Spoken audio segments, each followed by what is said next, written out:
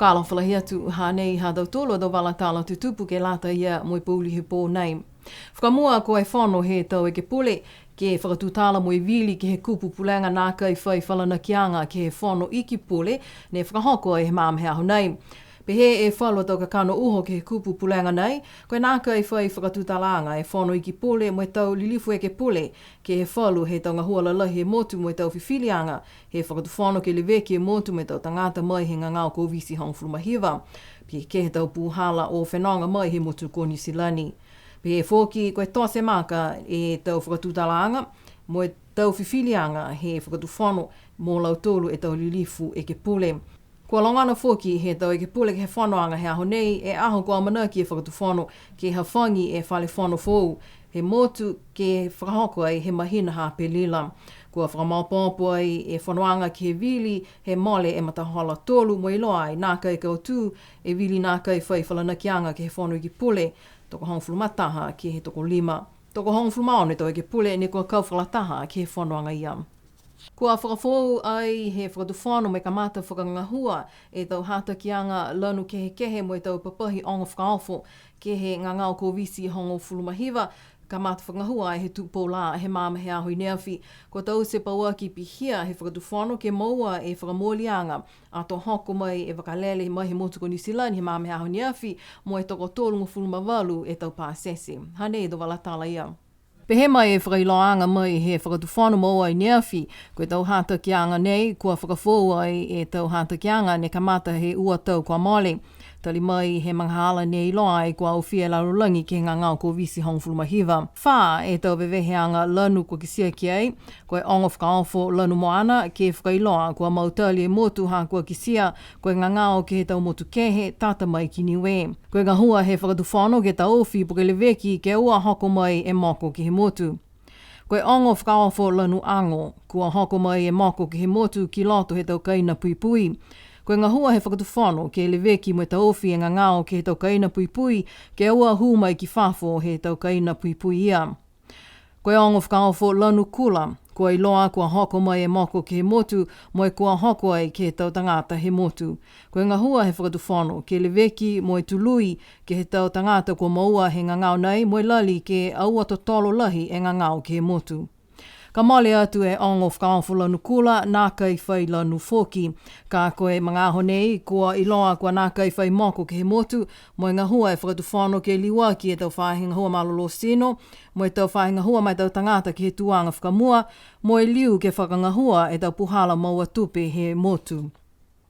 Ne whiwhilia he whakatuwhano ke whakangahua e tau hikianga ke he tau ongo whakaofo nei a to hoko mai e wakalele ke he motu he māmehe aho i neawhi.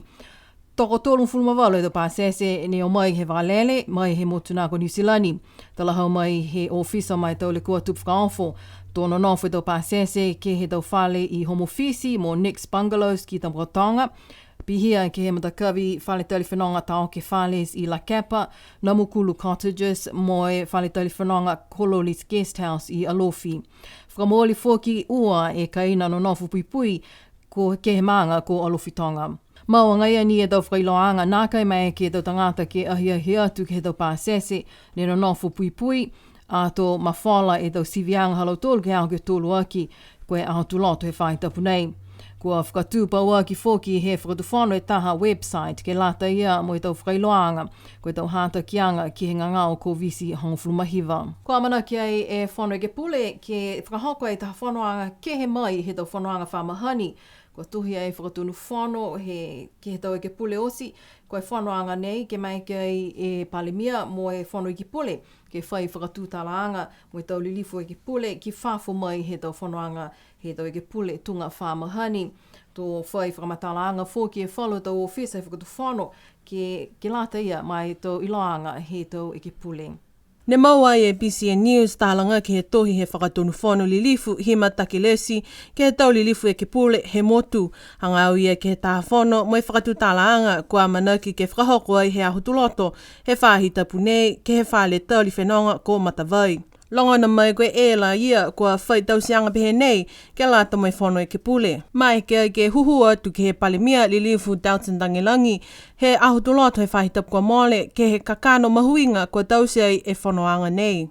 Mai longa lehi ka whono tau tolu ke whono ke pole, ai mau popo. E tau mena ka hae ke loa whakalola he tau lilifu he whono ke pole, tonga ke tau hu. Hau na ua ni hu hau hagi la lef ke longa si e na ia.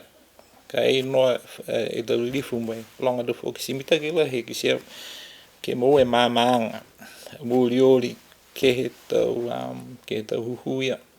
So koe haia e tapuhala. Ke mea ke whakatutala, ulapu o loa noi ni ka haa, mo tau huhu mai ko ingoa tonga optu whono, ko ingoa e nei.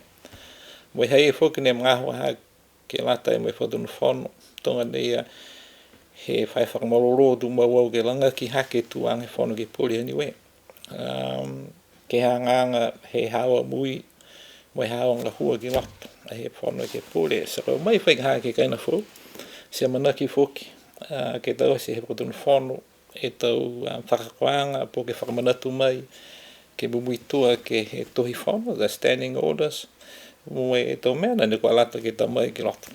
Tau huhu ma ta kupuranga. Ta mai tau mena ni kua kakano oho, ni kua lauia e tau tangata he motu. E wata mai tau manatu ngata pora tu, aka tau mitaki ke whakamanatu mai. Ka e tonga pehe ha ua mou lai lahi mga aho. Ka umai la ke whono ke tau mena, ke whakaholu aki, e hato tōra kau tūgi mua. Pehe foki e palemia, koe taha foki ni anei he tau mga aho, ke whakatutala ai a ia mo e tau e ke pule, he tau maanga, ke whakakise whalu he tau whakaholoanga, mo ua tupe mai he whakatuwhono ke lata mo e tau ngahua he tau maanga takitaha. Tauri mai he kamatanga e mga aho whakamua, ne whakakise au e hako no noang, ke lau matai e tau maanga, sila matai e tau e ke pule, ha e tunga nia he umai he hala. Na tau se mga hala ha iang e ngofuru mau e awhi, ke lata mai purification. Ka e tunga nia ka ha uta kehe mai tupi e he tau e ke pule, tuku atu ke lau matai ke he tau kotafa taki maanga. Ke lata e mahalo tola tau whakotau tonu, ka e mau e ngofuru ke lata e mai tonga hua. Ko hingoa ni ka he tokoroa ke whakaholo ke lau tonga hua. Mau nga ia ni nei he taki maanga, ka lau matai e mo nei ke lata e mai tau e ke pule taki tonga ke tālange ke lau tolu hakamdaka. Ai ti tau muka mne ke tālange e do palana. Tonga ia, na whawhingoe how is a town planning ka. Ko ingoe no ang he ke pule. Mai hana maanga, mai hana tau tangata. So the supporting funds po i tupe lang matai, ke lata mo i do whangamena pihia. Ai koe minauta mo behe mo pāti po hingoa to hae, tau whakamamawang ke whakaonganga e tau tupe nei. Kisi ai ke he whakaholoanga ke lata mo aho, kua manaki ai ke whai whakamatalanga e whakatonu whono, pale mia si pihia mo e ki pule he tupe. Tau whai whakamatala whoki e takitaki he mtakau pule ngā hua ko aida talangi he kesi. Pihia mo e pulotu loea he whakatu whono ko Justin Kamupala, mo e tohi kupu he whono e ki pule, si pihia whoki mo e ofisa ngā hua ke he whakatonu whono ko Christine Ioane. I loa mai he taha whakailoanga he whakatu whano he māme hao nei, ko whiawhia e ki pule he tupe ko lilifu ko Crosley tātui. Ke he taha whanoanga hana mo e hukui he whakatu whano ha Australia ke he motu ko lilifu ko Louise Allerton. Ko e tau whanoanga nei ke whakatu tala i hao ia ke tau langa matai mai he whakatu whano Australia ke he tau ngahua whakalaulahi he whakatu whano Niue. Hanei tu wala tala ia. Pehe mai e whakailoanga mai he whono he tau i ki pule ko e tau whanoanga nei ke whakatutala i tau whakaholoanga lango matai mai he whakatu whono Australia mai whakatu whono Niue. Tala hau e lilifu i ki pule ko Crosley tātui aonga lahi e whono hanai ke iloa ko tumau e tau lango matai ha Australia ki Niue. Ka pehe whoki i ki pule ko tātui, tonga hua whakamalolo mo e mahani whakamoli e whakatu whono Niue, ke he tau whakaholoanga si hake he whakatu whono, ke tūmau e whalana ki anga, mo e whakawhitu ianga ngā hua mitaki mo e motu ko Australia. Kua whakataka e langomatai tupe he whakatu whono Australia, ke he taha po ini 5 miliona tā lama Niue, ke lata mo e tau whaswasianga tupe ngā hua, tau uawhi uafulumataha ke uawhi uafulumaua. Ki sia ai ke he hokotaki ke he tuanga he tupe he kautū ke matahiku he mahina te samo he tau kua mole. Koe tau tupe langomatai mai he whakatu whono Australia. Ke lata ia mo whalunga hua, he motu tunga e walu seo awhetala, ni maua mai ke lata me tonga hua ke he wāfu he motu. Whai seo awhetala ke lata mo ke laumatai e tonga hua ke he whale whanu fōu. Mo ue seo liumunga fulu seo awhetala ke lata mo tau whakaholoanga ke he potanga he tau vewe koe Waste Recovery Project. Kua mana ki e matakau Niue Growers he motu mo e whahinga hua whanua fusika mo e toa kau. Ke whakahoko ai e taha tausianga fōu, e taha whaianga hau fōu ni whahinga ai koe Talo Festival. Tō whakahoko ai ki hao whleile e he whahi tapu nei. Koe tau whakaholoanga whakamua nei, ne kua tausia i he motu.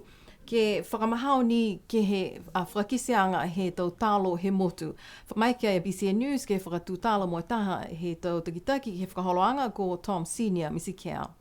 Ko e tausianga he talo festivalo ke whakamatapatu aki e mahuinga he talo Niue. Mai he tau mga hala he hato tola tau tupuna he talahau mai e Tom Senior Misi Kia. Tau si whakamua la ia ni he matangahua ni ki hato tola motu. Ke mai longa whake tu tangata ko e talo tu turu e talo mahuinga tauri mai hato tola tau tupuna. Hai ha mai tola matauru ke lata mai aho ke whakatoro maki, whakaohoho, mai whakatumau i tonga hua whakamutu tau tura. A mutu tauri mai he hato tola tau mamatui tui. Ono noanga i mamatui tui whakapapaharangi to enhance, promote and conserve the traditional taro genetic resources of Niue.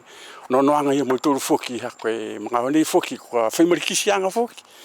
E taro tau turu i tau mga honi ki tau mumui ha tau tangata sipiani ki ha tau turu motu ki tau mena whakalofa tau tangata ni mua mai. Chikum na manaki a mauturu ki tau si tahahau ki lata mai te talo.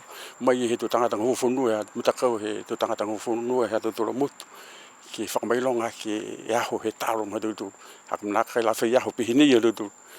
Mōri ha tau whaianga hau tau turu whatau si tau aho show ki pariasi. Kai lahi ni tau mga hui ha ki tau fua he whanua osi.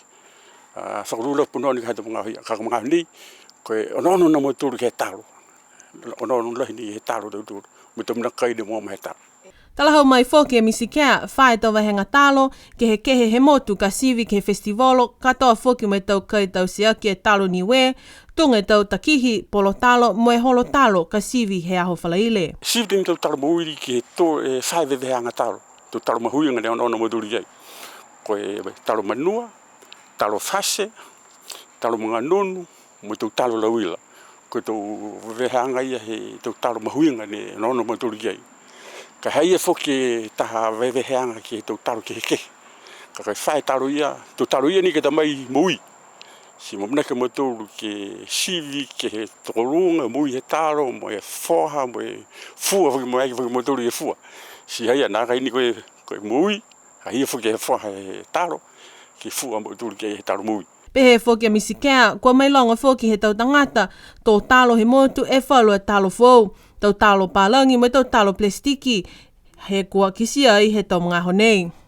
Koe tau whakaholoanga nei, kua whakatupe ai ke he tau tupe lang matai, mai he whakatufano, mai whalu he tau pisinisi, he motu. Amanaki ke kautu mo e mawhala e tau whakaholoanga ia ke whakakisi mai whakatātā e talo he motu. Ke whakausia ki tau walatala mai pūli pōnei toko hongo fulumau ai tau i kālesia he tau maanga takitaha ne kau whakataha ai ke he whakaholoanga aho me he kālesia ki Risiano Niue mo e mai ke i lautolu ke tāna ki mole ai tōlungu fulumavalu e tau awhitāla ke lata ia me tau ngahua he matapatu e kālesia he motu koe tau whakaholoanga ne whakahoko ai he aho whaiu mo e whahitapu e kua mole. Ke aho whaiu me whahitapu kua mole ko whakahoko e aho me ne whamahani he tau osi he kālesia ki Risiano Niue ke he whare tolo he amaline e mahol. Koe aho mahuinga ne ko mai eke he tau maanga hufumaturu he tau lotu i kālesia ke kau whakalataha ke lolongo whakaheke mo e kau auloa ke tāna ki tupe ke langmata ia ke tau ngahua he lotu. Hong fumaua e tau maanga ne watu ke he aho me mo e molea e tūlung fumavalo e awhetala ne kua maua ke he aho me. Mo li kisi hake ki lunga e tōro e awhetala mai he tau tupe maua he tau kua male. Hanei e taha he tau tuhi tupe he matapatu kālesia ko he siakono ko kulupā iki hele mai he kālesia tuapa. Ona mau he matakau e asihake e long whalana kianga maa whanawhana ki taonga hua he tawai kālesia takita. He mōri ni, o inga sia e kālesia mai tau whakawanga kua ngā hua ki ai whakamanga. Ka ana kai mai ke ngaro e whakawhakawanga nei ha tau toru, me potaanga e tau tupe, ke lata mo lewe ki anga e tau whakawhakau i tua. O e tulau ke pungi nei me ha tau toru a tau pōan ko maua ai ki nei, mai longa ko te tōanga whakamua nei. Ko he tōru mwhuru mawaru e awhi, fitu e se au mo e taha e tāla. Mai longa koe ua e aho mahuinga he ka lena he tau ke mua tupe ai e kalesia ke lata me tonga hua he lotu. Ko e aho me ke mata uru tau mo e aho pene a mena he mata hiku tau ke mahina ha o ke topa. Ko e tau tupe nei ko whakaonga ai ke tonga hua ai siha ke kalesia mo e ke tutongi ai foki e tau ako mo e tau uru motua ko le veki ke he tau e kalesia he motu. Nā kai whakalataha e kalesia Hawaii ke he aho me ke he tau nei. Si pihia ha dau tōlua dau walatala tutupu ke lata ia mo i pōuli he pō nei. Amana ki ke he dau walatala he whakapiritania he aho tuloto mo Saraya Mangaoa. Kai tuku atu tau ui whakamunuina ke lata ia mo i awhiawhi, munuine pō nona whaa.